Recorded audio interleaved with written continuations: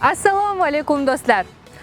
O'zbekistonda Alisher Navoiy nomidagi manzillar juda ham ko'p va biz bugun sizlar bilan Alisher Navoiy nomidagi Toshkent davlat o'zbek tili va adabiyoti universitetidamiz. Ketdik.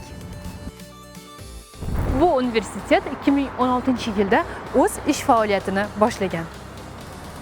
Universitetda 14 ta bakalavriat yo'nalishi va 12 ta magistratura yo'nalishi bor. Bu yerda 6000 dan ziyod talabalar tahsil olishadi. Hozir mana bu yerda kichkina mushukchani ko'rib qoldim. Mushukcha ham bor ekan bu yerda. Bu menimcha talabalarning do'sti bo'lsa kerak. Va nihoyat ushbu universitetning mushukchasini qo'limga oldim. Voy! O'zbek tilini yaxshi bilsa kerak. Hamma koridorda talabalar, bu yerni ko'rib men talabalik paytlarim esimga tushib ketyapti.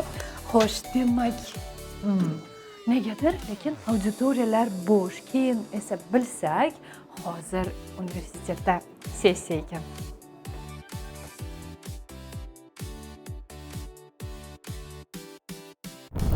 Do'stlar, va nihoyat men talabalarni topdim. Ular mana bu yerda, mana bu auditoriyada sessiyaga tayyorgarlik ko'rmoqda ekan.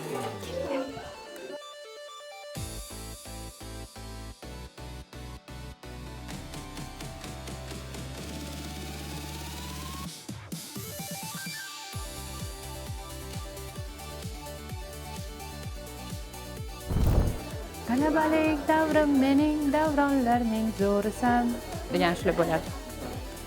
Asqar Aliyeva. Нет. Bu esa ma'ruzalar zali.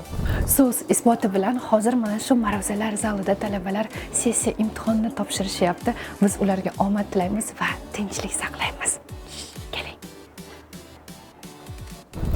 Ko'pchilik o'ylaydiki, oliy ta'lim muassasalariga kirish juda ham qiyin. Aslida esa talaba bo'lgandan keyin ham o'ziga yarasha mashaqqati va mas'uliyati bor. Lekin bu universitetda talabalar dars tayyorlashi uchun, o'qib bilim olishlari uchun hamma sharoitlar bor ekan. Biz hozir mustaqil ta'lim zalidamiz va bu yerda talabalar darslarni tayyorlashyapti. Universitet hovlisini qarang, bu muhitni qarang. Quyosh, toza havo. Kitob o'qish uchun hamma sharoit bor. Universitet hovlisi xuddi kinolardagidek. Tabiiyki, biz universitetning axborot resurs markazidamiz. Kitoblar, yuringlar, ketdik.